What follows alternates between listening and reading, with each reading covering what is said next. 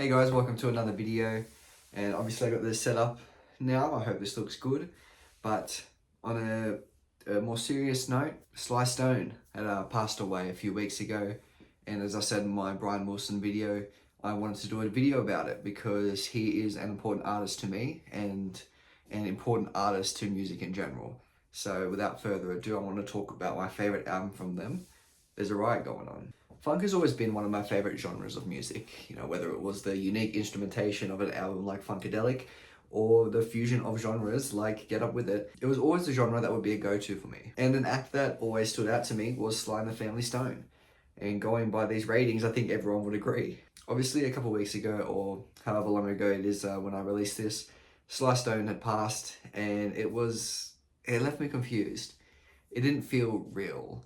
I hadn't listened to music as much as I used to, and this band was the one that I'd always turn to when I wanted funk. So I re-listened again and I regained my love for the genre. After the huge success of their previous album Stand in 1969, the band began to have issues, and a lot of it was resolving around Sly himself. He became distanced from the group as all the members, including him, began to use heavy drugs as was normal in the late 60s and early 70s. Thus, recording slowed down to a halt, with the band only releasing one single in a year and a half between the two albums. Sly had missed almost a third of the band's concerts, and with this, their drummer left and they found a new one. Between 70 and 71, Sly was creating the album There's a Riot Going On, alone in a studio, and the sound of the album itself was influenced by his drug use. Now, I say the studio, but really it was his bedroom that he made into a studio because he didn't want to get out of bed, which I think is pretty interesting and something to live on. The mix on these songs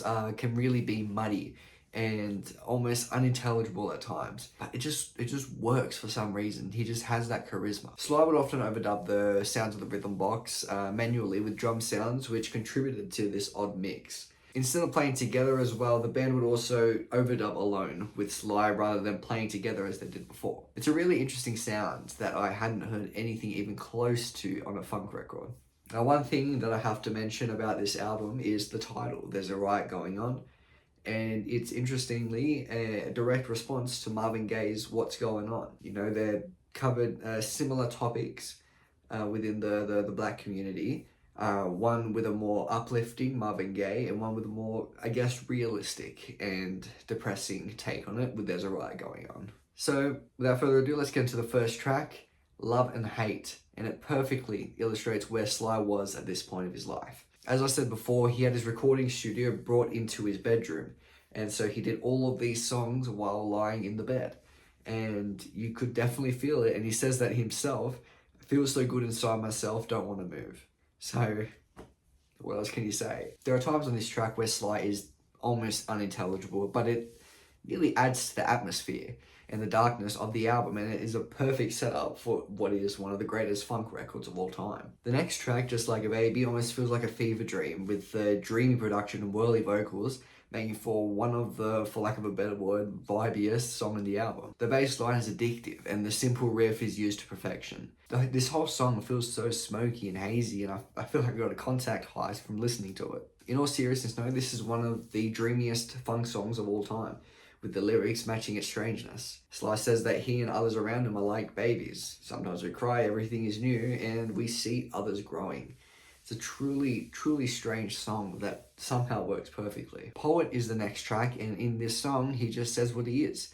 A songwriter, a poet, and one of the greatest to ever do so. He lived the lyrics to the song, "My only weapon is my pen and the state of mind I'm in." Sly felt as if his use of drugs was a driving force for the quality of his music. And I don't want to say it, but this album is so good, so maybe he has a point. You see, Sly is seen as a visionary and a flag bearer for the funk genre itself. You know, Sly's poetry is sampled on over 800 songs, and the reason for that is his revolutionary style of music. Family Affair was the lead single for this record, and it was actually released without Sly's approval, him wanting Love and Hate to be the lead. This was the band's first single in 2 years, and it reached #1 on the Hot 100 chart. You know, back when it meant something. Anyways, this song is about two kids who grew up to be different. One child grows up to be somebody who just loves to learn, and another grows up to be somebody you just love to burn, but their mothers love them equally. The later verse, I assume, is from the latter child's perspective, and he really feels stuck, and he doesn't want to cry because he'll look broke down, but he just can't hold it back because he is. The production on this track is fantastic and is just such an addictive groove, with the piano playing along with the crying synths. Just a beautifully put together song. Africa Talks to You, The Asphalt Jungle, is the next song on the album, and it serves to warn us about destroying the environment, particularly trees, and he manages to wrap this subject matter on one of the funkiest instrumentals on the album. My favourite lyric on the track is, "When life means much to you, why live for dying? If you're doing right, why are you crying?" You know, if life means so much to you, then why are you just standing around while shit's going on? You know, silence is compliance, and the way it's set on this track is beautiful. It's also the longest song of the album, giving us about 5 minutes of beautiful funk to round it out. The title track of this album is about 5 seconds long and silent, so there's not much really to say about it, but Sly said it was his way of saying that there should be no riots. Brave and Strong is the next track and is a fairly straightforward one, with a lot of repeated lyrics, but the production is absolutely the star of the show.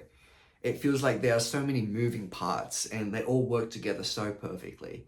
The smoky vocals, the funky bass line, the zipping synths, and the horns come in and out, make for an incredibly fun song. You Caught Me Smiling is one of the most upbeat songs in the album, despite the lyrics being about masking one's pain with the use of substances. Hanging Loose Cause You Ain't Used to Seeing Me Turning On.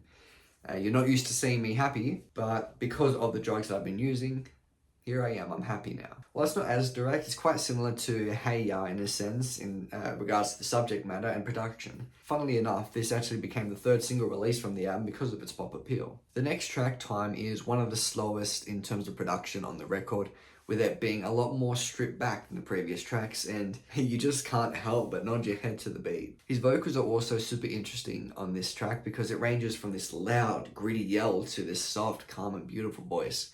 And at some points he'll change it up every other line, and it's such an interesting listen. He just has that like charisma, or that like, he has it, that he could do whatever he wants on a track, but he does it with enough confidence that it just works out perfectly. Space Cowboy. This is a fun one. I tell you, if I were this high and generationally talented at damn near every instrument, this is the kind of song I'd make. You can really hear how much fun he's having with this song, and at some points he's laughing in between the lines, and you really can't help but smile at it. I just love this song so much. I never thought I'd hear yodeling on a funk album. Thank you, Sly Stone. Running Away is another upbeat song with pretty dark lyrics, likely about running away from your problems in life by using the high off drugs. The person in this song also seems to do this a lot, saying that you're wearing out your shoes.